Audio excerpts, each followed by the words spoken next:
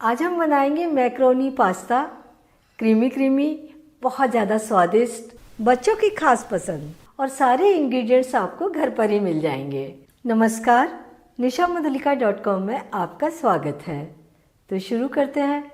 सबसे पहले पास्ता उबालेंगे। उसके लिए ले लिया बर्तन और इसमें 2.5 कप पानी डाल दीजिए। फ्लेम ऑन कर देते हैं। आधा छोटी चम्मच नमक, 1 छोटी चम्मच ऑयल। अब इसे ढक देते हैं ताकि इसमें जल्दी से उबाल आ जाए। पानी में उबाल आ गया, इसमें डाल देंगे 1 कप पास्ता। पास्ता पानी में तभी डालें जब इसमें अच्छे तरीके से उबाल आ जाए। ये मैक्रोनी पास्ता लिया है हमने, आप इसमें कोई भी पास्ता ले सकते हैं। अब नरम होने तक इसे उबालना है। बीच में थोड़ी थोड़ी देर में चलाइए ज़रूर, क्योंकि पास्ता जाकर बर्तन के तले में लग जाता है। और अब इसे ढकने की ज़रूरत नहीं है। फ्लेम को मीडियम कर देते हैं। इसे हर 1-2 मिनट में चलाते रहिए। इसे उबलते हुए 10 मिनट हो गए हैं, चेक कर लेते हैं। देखिए ये पूरा कटने लगा है। इसे बहुत ज़्यादा देर तक मत उबालिए, नरम होकर ये फटने लगेगा। और इसे फटाफट छान लेते हैं। प्याला हटा देंगे।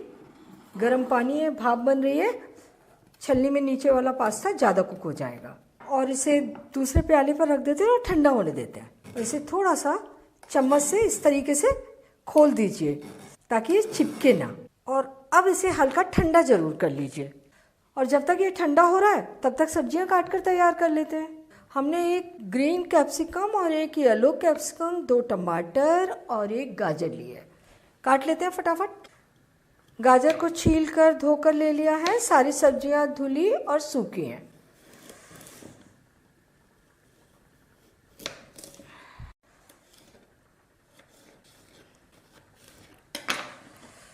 इस तरह के पीसेस बना लिए गाजर के।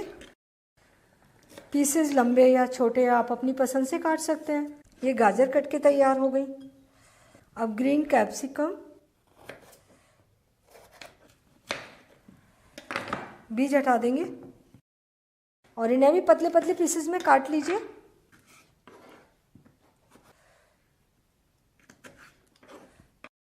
ग्रीन कैप्सिकम कट गई।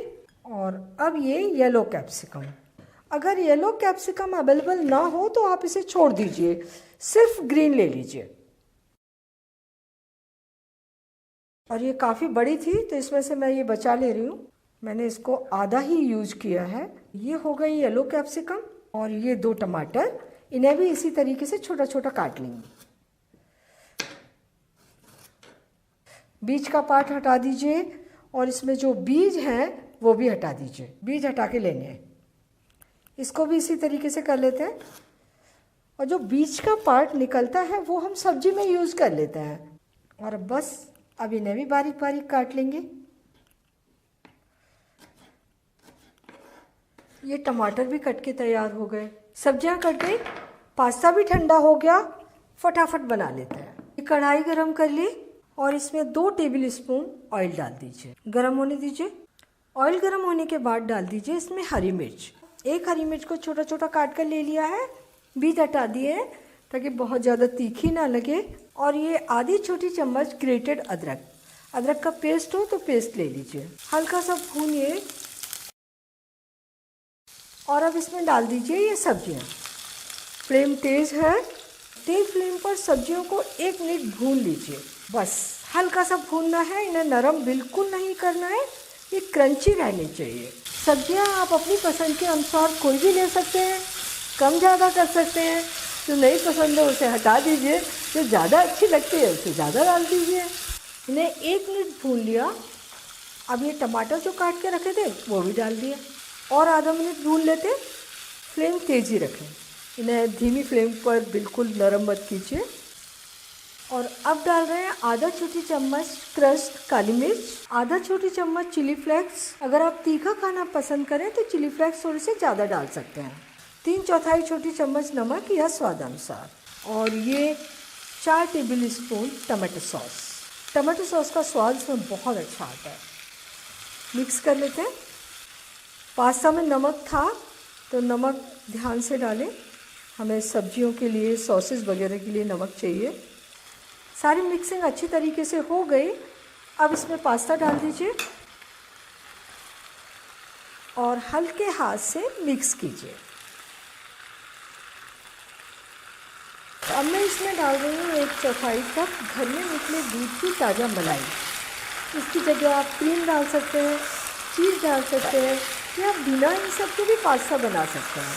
लेकिन मलाई, क्रीम या चीज़ डालने से बच्चों को इसका टेस्ट बहुत पसंद आता है। और थोड़ा सा हरा धनिया मिक्स कर देते हैं और ये पास्ता बनकर तैयार। फ्लेम बंद, सर्व करते हैं। मैक्रोनी पास्ता बनकर तैयार है और आपको देखकर ही लग रहा होगा ये कितना ज़्यादा टेस्टी बना है। इसे बनाने में कुछ ज़्यादा ध्यान नहीं रखना है, लेकिन जब आप इसे बॉईल करें तो 9-10 मिनट में चेक ज़रूर कर लें। ये ओवर कुक नहीं होना चाहिए। इतना पास्ता परिवार के 2-3 सदस्यों के लिए पर्याप्त है। तो आप इसे ज़रूर बनाइए, खाइए और मुझे बताइए कैसा लगा। और ये भी बताइए कि मुझे आपके लिए और क्या बनाना है। अगर आपने मेरा चैनल अभी तक सब्सक्राइब नहीं किया है तो प्लीज़ तुरंत कर लीजिए, बेल आइकन भी दबा दीजिए ताकि मेरी आने वाली रेसिपीज़ के नोटिफिकेशंस आपको मिलते रहें।